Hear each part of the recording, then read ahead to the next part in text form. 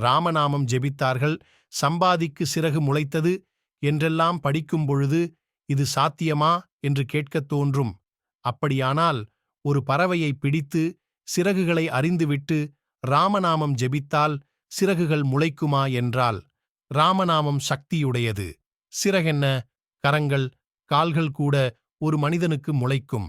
ஆனால் ராமநாமத்தை சொல்கிறவர்கள் பக்குவமடைந்து ஆத்ம சுத்தியோடு பற்றற்ற தன்மையோடு பல காலம் ராமநாமத்தை ஜெபித்து ஜெபித்து ஜெபித்து சித்தி பெற்று இருந்தால் உடனடியாக நடக்கும். மனம் ஒன்றாத பிரார்த்தனைகள் பலனளிக்காது. மந்திரங்களும் வழிபாடுகளும் ஒன்றுதானப்பா. அதை கையாளும் மனிதனைப் பொறுத்துதான் உடனடி முடிவும் தாமதமான முடிவும். எனவே விளைவு எப்படி இருந்தாலும் பாதகமில்லை என்று தொடர்ந்து பிரார்த்தனை செய்யச் செய்ய பலன் கிடைக்கும் நாள் நெருங்கி வரும்.